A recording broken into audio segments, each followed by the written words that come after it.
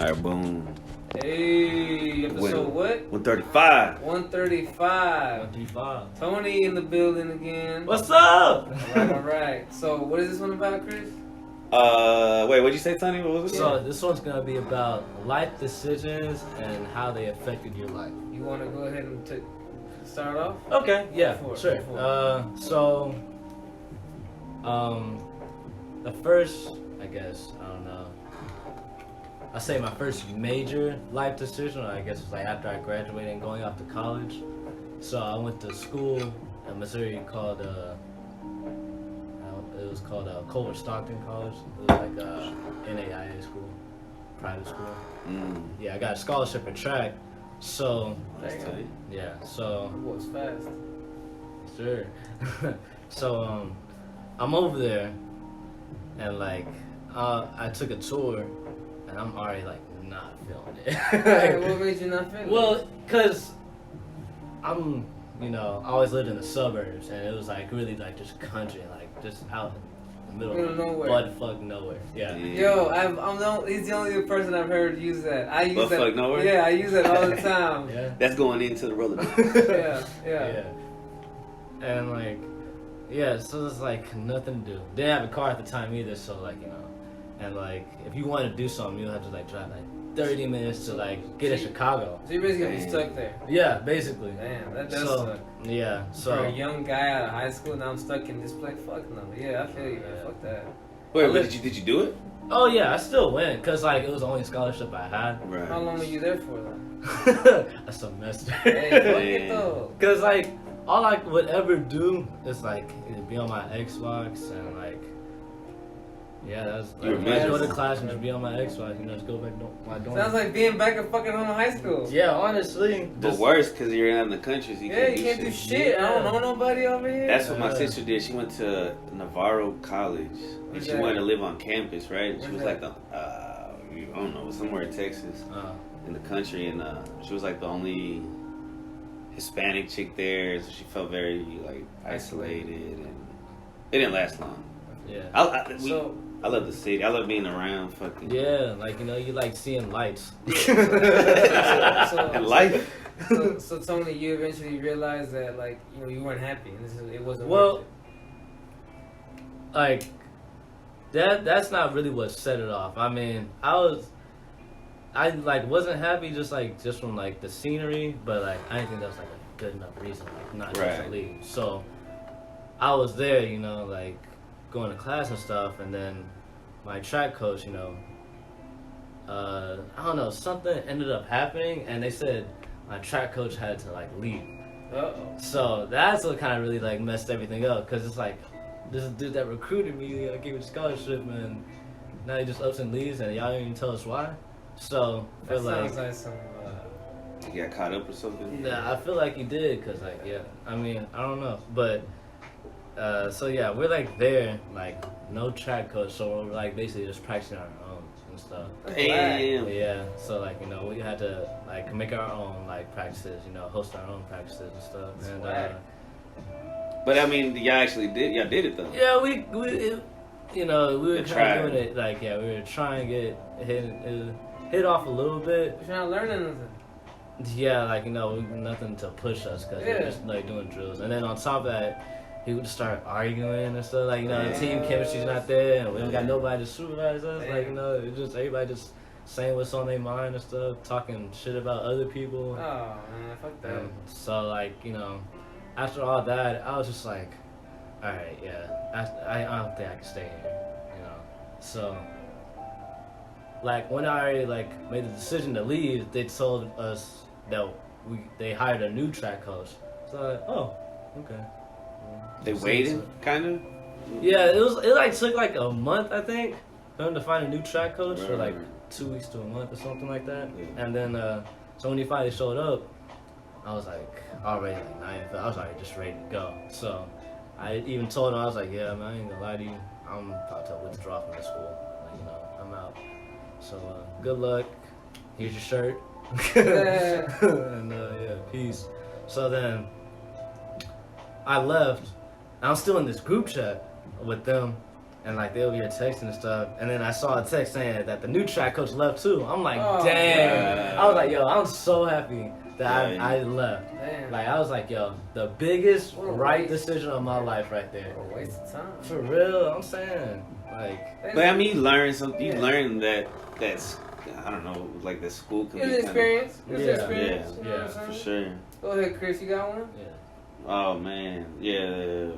The biggest life decision I think I made so far was having unprotected sex a teenager. Okay. and getting my girlfriend at the time pregnant.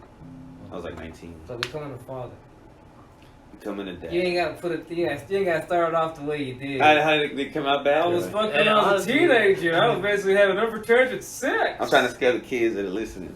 You Don't could- do it! You could just Nah, say just kidding. fatherhood has matured me so much as a man. No, and it really did because I was in a path of chaos. I was like drinking and driving, doing drugs and partying. Cocaine on strippers' butt cheeks. I never got to do that. But you did cocaine at the titty bar, right? I did cocaine. I went to titty bars. I don't know if I actually did. You them didn't together. mix them. Yeah, I don't know It if I ever wasn't did. like half I on- tried to, It wasn't like half One on time. the sack. Half Yeah. on the sack. It was okay. but I was that really kind of woke me up. Did it really? Oh, the pregnancy did. Yeah, that was like the first time that I quit smoking weed since I had started smoking weed. So I was like, I gotta get a job. You have to analyze this his and life. that. Yeah, I was, Life decisions. What am I doing? It was I'm crazy. About to be a father. and Ready? But I being man. But that's not even the thing. Being the fatherhood is not even the thing. It's I was so young, so was the mom, right? So we weren't ready. She wasn't ready either. Oh, shit. So the fatherhood, it almost comes naturally. But the marriage part doesn't, because my parents didn't really work.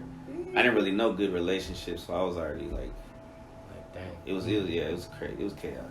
But in the end, now, my son's 14, and his mom's married, and she has a couple other kids, and we're cool. My son's about to go into high school his first year. Okay. And he taught me a lot, and I've been able to teach him, and it really, I think it needed it. Like that chaos decision I made, the outcome was peace eventually. But it did cause more chaos because then I had to go to court with her too because they were like talking about taking him away. Drama. Oh, So I had to put myself on child support. Let me see my kid, girl. Yeah, I had to get rights and stuff. So it's just but it's interesting. I've ruminated. We were talking about this That's new the word. today. We use that word like 20 Ruminated? times. Yeah, you know what that means? Like to. No. We should look it up real quick. Oh, look it Yeah. up. You can't look it up. Keep talking. Well, it just means to because I was telling him on the Friday podcast. Shout out again to my. Man. I'm almost to 100 subscribers. You know Man. what? Shout I'm about to. I see 100K. To think deeply about something. That's what ruminate means. Right, and that's a positive of anxiety. That's what I said on the Friday. Yeah, podcast. I 'cause was. he was stressing about certain things earlier. Well, we were both stressing out about certain. Well, we're talking about certain things. We're ruminating. Yes. There you go. Okay, where are those videos ruminating? Got it. Yeah. So is that your story? You done or you gotta keep going? Wait. Yeah, I think I'm done. So in the end, it was good. But I don't recommend it because it was a lot of chaos.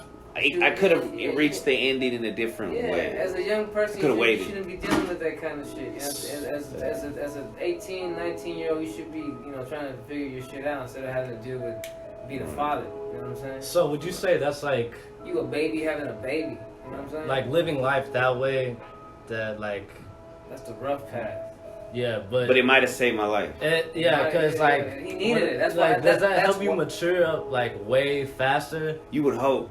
There's a lot of dudes. It did for me. Cause there's a lot of dudes. But it doesn't for everybody. I know so many Okay. dudes. The same shit happens to them. They get girl pregnant. They never get their life straight anyway. They become deadbeat dad. You know what I'm saying?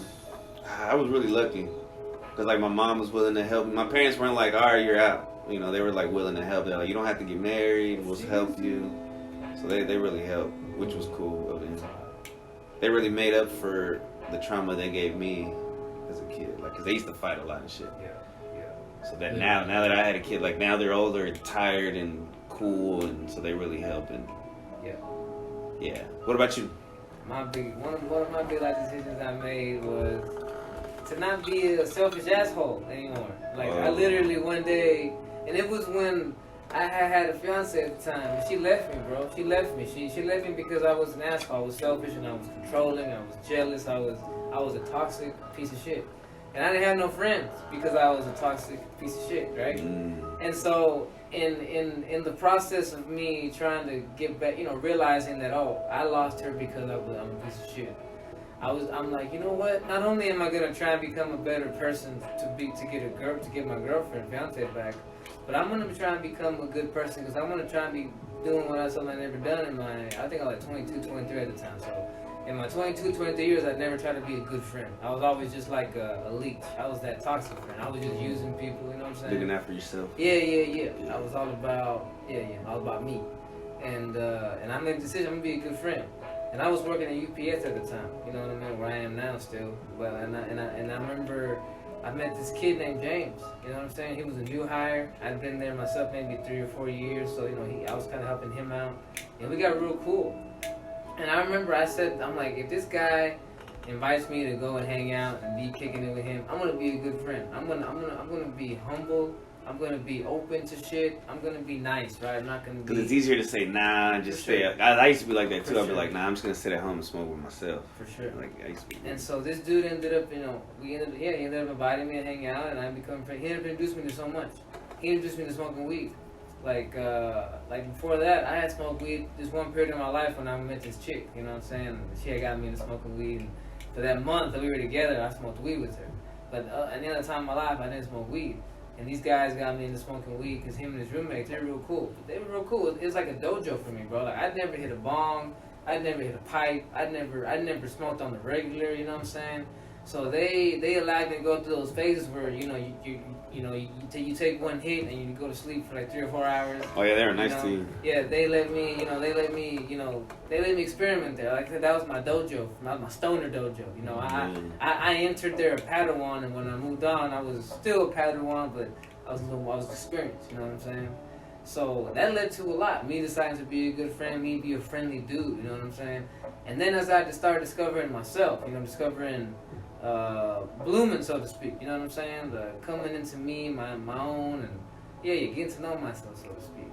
Sure. I started to realize that, hey, you know what? Like, as I level up, I should learn to try and bring people up here with me. You know what I'm saying? So stay friendly, because that's what it's about.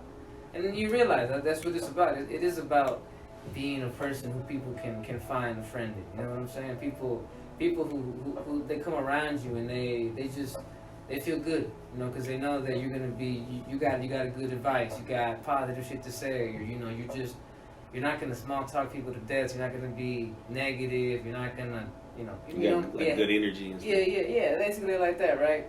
And at first, like I said, that was something I actively decided to do when I was 23, 24, maybe 22. I'm 33 now, you know what I'm saying? So I'm like 11 years into it, you know what I'm saying? And I can tell you it's paid off.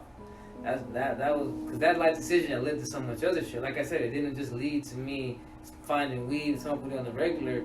It led to a lot of other decisions, you know what I'm saying? Like without that, I would have never have started getting into mushrooms. I would have never gotten into certain literature, the stuff I get into now, reading, spiritual, meditation, yoga.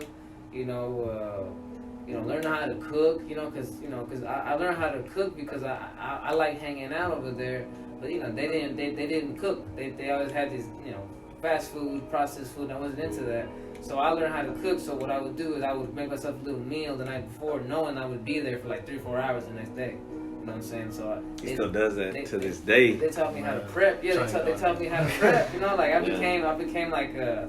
And even they started, like, when I would take food, they'd be eating it too, and I became like a father figure, so to speak, you know what I'm saying? Like, that was the first time where I realized, like, I can be that individual, the one the kid that keeps order, you know what I'm saying? Or that keeps everyone... Trying to be like a shaman. He keeps everyone taken care of, so to speak, you know what I'm saying? Like I said, the father figure, so to speak. I didn't look at it like that back then. I looked at it like I'm just the one making sure everyone handled. But as you get older, well, you were being a good friend because they were good friends to you. Yeah, and that's what I realized. That's when I realized, like I said, love is something that it doesn't matter how much of it you give out. You're not gonna spend it all, because love always comes back to you times 2, maybe times more. You know what I'm saying? And that's at the root of being a good friend. It's about wanting to be a loving individual, wanting to see other people happy. You know what I'm saying? Right. Wanting whether people recognize you the source of it or not, it doesn't matter. You know, you're spreading that shit. That's all you want. You want to see people happy, people thinking, people. You know, people. Like I said, not so much in 3D mode. You know, 3D mindsets. You know, wanting to think different ways, wanting to accept new ways of thinking. You know, because I get it. I see that so many people. They're so used to people being assholes and being negative and just trying to use you that when they're introduced to something that's not that, the opposite of that, it is like it's like seeing an animal that you never encountered. It's hard to trust. Yeah, you know what I'm saying? It's like, man, is this you know what I'm saying? It's like you saw like a fucking name me a creature like I don't know Tasmanian devil. Nah. No? Okay. Like A dodo bird. A Dodo bird. If you Dove. knew what a dodo bird looked like, yeah. Yeah, well, I seen pictures. Oh, you mean like a cardinal or something? Blue jay. Something rare. How about Robin. something extremely rare? bald eagle. There you go. There you go. If we were posted up here outside, we saw an eagle fly by, and you saw straight up, it's a real eagle, you'd be like, whoa. You know what I'm saying? What was the comparison?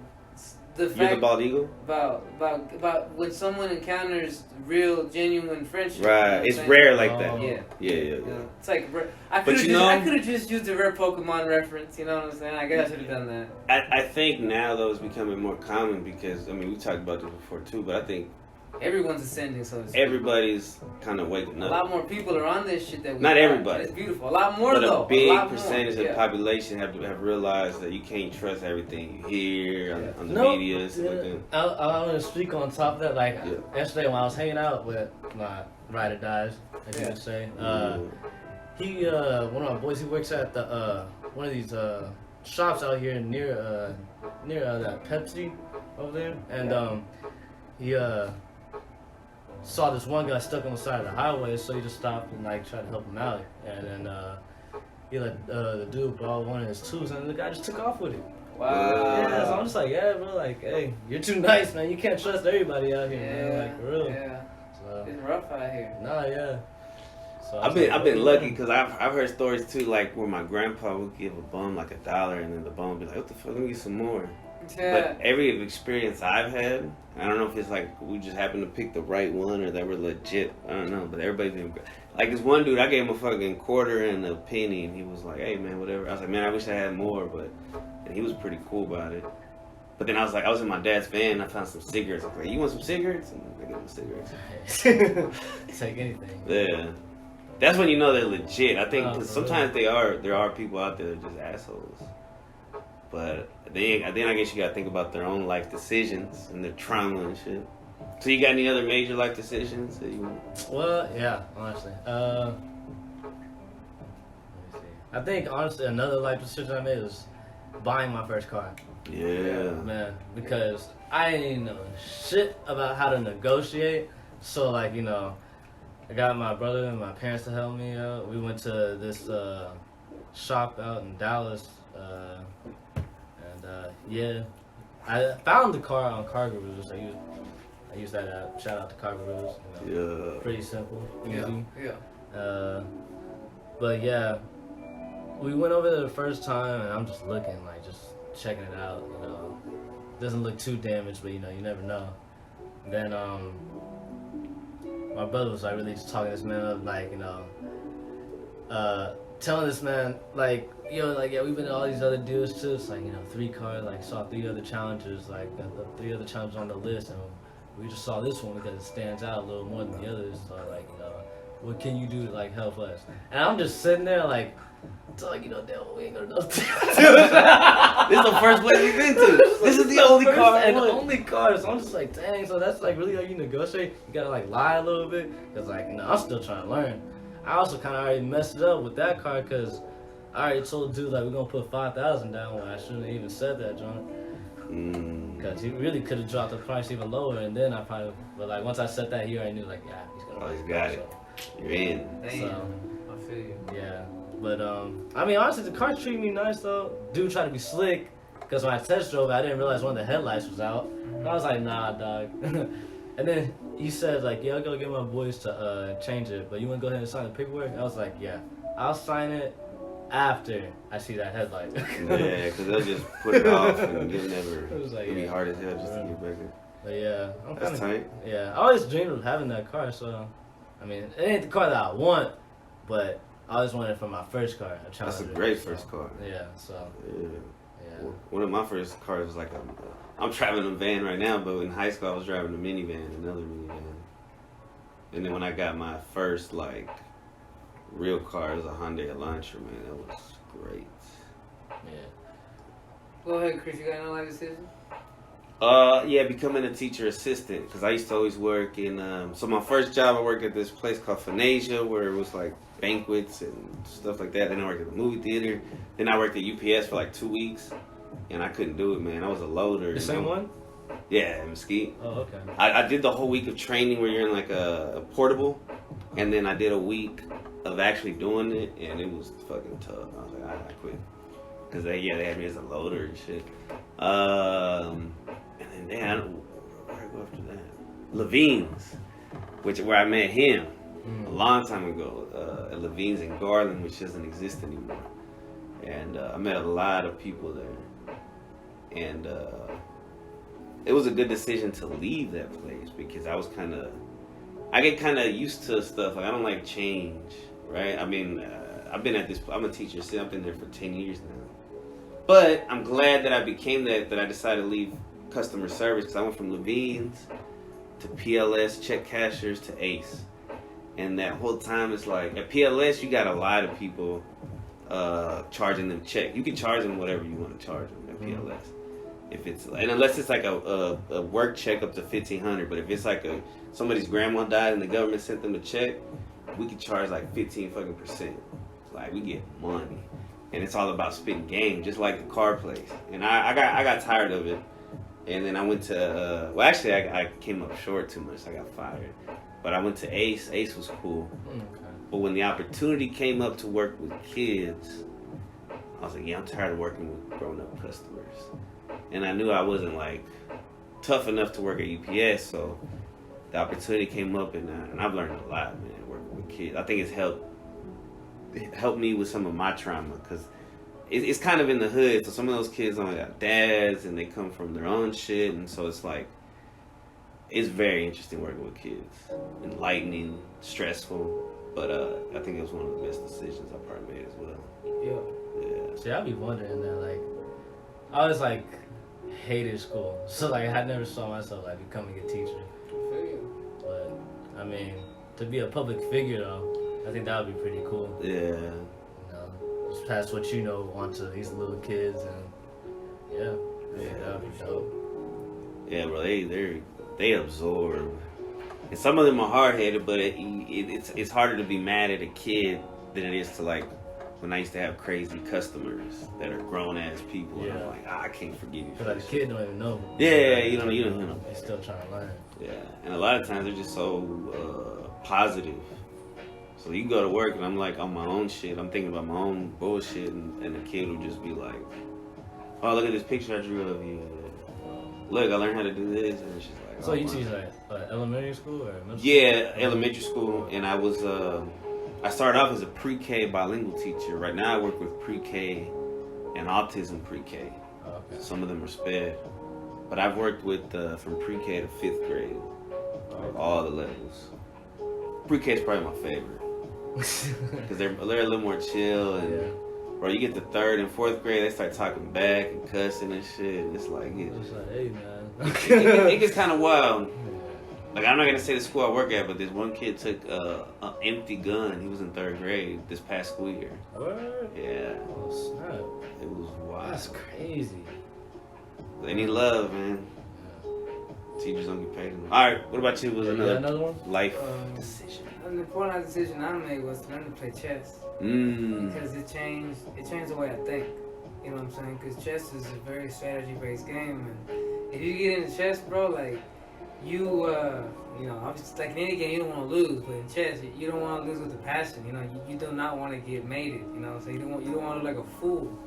So what you got to you realize in chess that you have to try to figure out not what your next move is, but what your opponent wants to do next. Like you said, you gotta learn to stop thinking in a way, just about what you want and how you react. Because the goal is to think about how your opponent reacts. So you have to think more strategically. That's why you sit back and it takes you sometimes 10, 15, 20 minutes to make one move. No, not me. Because you're sitting there debating about what will the next 5, 7, 8 moves look like. You know what I'm saying? So it teaches you to look at life that way. You know, right. like, hey, before I make this next move, how is it going to affect the next 5, 6, 7, 8, 9 moves? You know what I'm saying? Like you and I had a discussion earlier where we're looking ahead. You know what I'm saying? Right. That's what that was. We're doing chess in a way.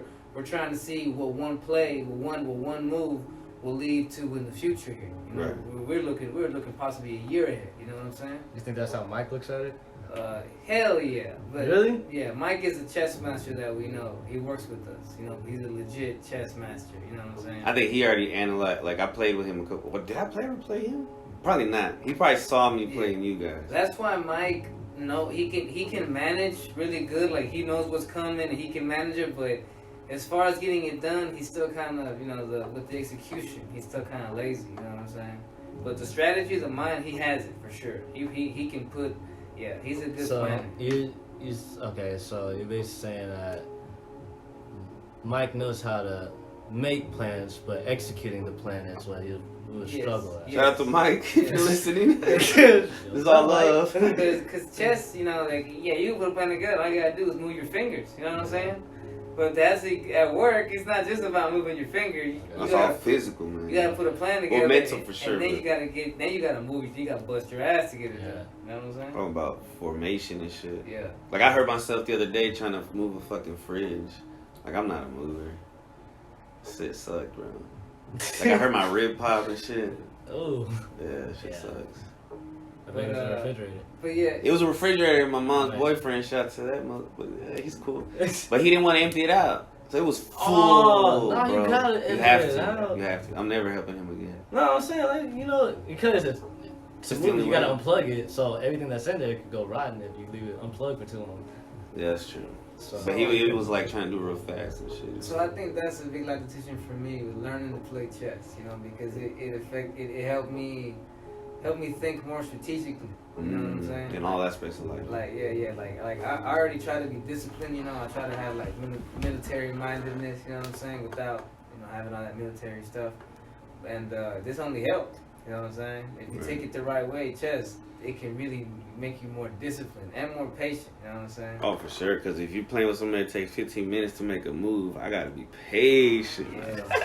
Shout out to Romo. But check it out. What I like about chess is that you can have a plan. Teaches you humility. Remember we talked about that. Well, not even that. But you have a plan, right? And you're like, all right, I'm gonna execute this plan. I know how I usually win. And one move can fuck all that up. You have to change your plans. Yeah. And you have to just roll with it. You can't dwell on it because, okay, well, that just doesn't work anymore. It's like life. As much as you want it to work, you can try to get them, but it's like, you know what? It would take too much time. It's like life. It's better to just, change the... Be adapt, be fluid. Be adapt, that word. Adaptability. See, that's one thing, I love about, my friend group. Yeah. We would have a plan. And if that doesn't work out, we can easily improvise. For sure. Because for my homie's birthday in February. Hey, he's Aquarius or what? Yeah. Me too. February what? Huh? February what? 16th. Oh, I'm on February 9th, I think. Yeah. Was having a party in an Airbnb in Carrollton. Nice. But we can only have, we're at least trying to, but we can only have so many people. Yeah. So we're and they had a camera out by the front door, so we're trying to figure out, dang, man, we invited everybody. How the hell are we gonna get everybody in? You gotta get a green screen or something put in front of it. But so what we did was we're like, hey, anybody got any tools? And then we took the lock off in the backyard lock. We just took it off, and that's how we got everybody in. No party. Camera back then. Nah, no cameras inside either. So we was all just. And it's like chess too, man. You change your plans. Yeah. And I gotta let us in. We're gonna get in somehow. Yeah. Because in chess, when you castle and you got your king all blocked in, you gotta figure, well, how am I gonna break in anyway? He figured out the back way. And there's a will, there's a way. I like that shit. I like saying that too. I always say that. I wonder where that comes from. You know what? That's a flaw of mine. Because see, when you are military minded, you want the plan to work, you know, and you're. But you also have to be ready. Yeah, you got, and that's one thing I've had to learn. You got to be able to eat shit and say, you know what, that was a dumb decision, or you know what, I fucked up, or whatever. It's just not working. I gotta switch it out because there's a good phrase I like. It's sometimes you make the right decision, and sometimes you make the decision right. You know what I'm saying? So, hey, whether it works out or not, I should get that tatted. You know. Wait, say it again. Say slower. Sometimes you make the right decision, and sometimes you make the decision right. So like you might think it's the wrong decision, but it end up being the right decision. No. Oh. So sometimes you make the right choice, right? Yeah. And it works out, good for you. And sometimes you don't make the right decision, but you're still gonna make it right. Make sense? Like you try to still make the outcome come out the same. Yes. Yeah. You see what I'm saying? So no matter what, it's leading to the right decision. Even if the right decision wasn't made, it's gonna. Even if it takes longer. Yes. You're just prolonging the inevitable. So sometimes you make the decision right. So sometimes the decision was a bad one, but I'm still gonna make it right. Make sense? Yes. That's where that second part of that phrase comes from. It's a long tattoo. You know who said that though? No, it's not. It's not the way I said it. An explanation and all that. But you know, before you get a tattoo, you want me to tell you who said that? Who? Dr. Phil. I don't want to know. He has like a Bro, my theory is an that asterisk on his name because of the bad baby thing, but I don't think that was like my theory is that Dr. Phil used to be in the was a good military mind. You know. Wasn't he in the military, right? Isn't he from Dallas? I don't know about any of that. I think he's from But Dallas. I think that or from like North Texas. But I think this dude has leadership skills that aren't shown. I think the whole stupid little I'm a little country doctor over here is all game. Yeah, he puts that out there. He's a master chess player, you know, or a poker player, you could say. He got a good poker face. Poker face. Oh God. And with how long are we on this one? Like 35 minutes, 45 minutes? 31. 31? Not bad, bro. That's not bad. All right, let's wrap it up. That was the life decisions and how they've affected you up until now. Yep. Podcast with Tony. Learned a lot tonight. Yeah, Me too, man. This was fun. You're gonna have to come back. This is gonna be a reoccurring guest. You're possibly a future member. Possibly a future. Man, remember, we're branching out. He's gonna be part of the Cool Beans. Hey, look! I'll start tell everybody that. You know what I'm saying? That's future shit. I forgot about the Cool You got Beans. mad about that, where you're like, what do you mean? Like, you know. Oh, because I'm not in the Cool Beans, right? Is that right? Alright, it's cool. I'm gonna make my own other podcast. You do have a whole nother podcast. Chris gonna ask me to come in. Check out the. Hey, you show up on the Friday podcast. You have a solo podcast that you do and video and shit. Every Friday. You do videos too? No, it is. He records it. It's a video podcast. Oh, it's a video. Oh. Yeah, so you can look at his ass. And I edit it so I can put pictures and music and shit. Yeah, but he censored himself because he got in trouble. I used to smoke on it. Like smoked. But somebody at work, a hater, snitched on me to my boss. He got Joe Rogan and he gave in. So I had to like edit all the smoking out. Now I can't smoke on there. So I'll take a break, smoke. But Joe Rogan had 50 million, so he's like, you know what? I'm not gonna give in. But it helps because a lot of my videos were only 18 and up. And when I stopped doing that, my views will skyrocket. So Skyrocket! Oh! For in small terms, skyrocket. I went to 73 Are we subscribers. exaggerating? A little bit. Just a tad. Alright, it is skyrocket. What is it in paper planes? You know when you let her like, you know. It was like one of the whack ones that didn't really work. So would you guys ever like exceed beyond this like podcast thing? Like would you do more than just like podcasts? I want to do skits. That's what I want to do. Yeah. I think I found the right people now. Yeah. I always wanted to do that. I always throw out some good ideas for skits. You know what I'm saying? Like there's always we got to start writing shit down. But yeah, I want to do skits. I want to do comedy. I used to do music. Oh, I still do music sometimes. He used but to that's rap. that kind of stuff. He used to rap. Word? Yeah. Mixtapes and shit. Yeah, he's not bad. Yeah. But that's man. That's episode whatever this was. No, we already. Oh no, we're still recording. Hey, oh, that's cool. Episode 135. Check it out. Yay. Peace. All right, go take your.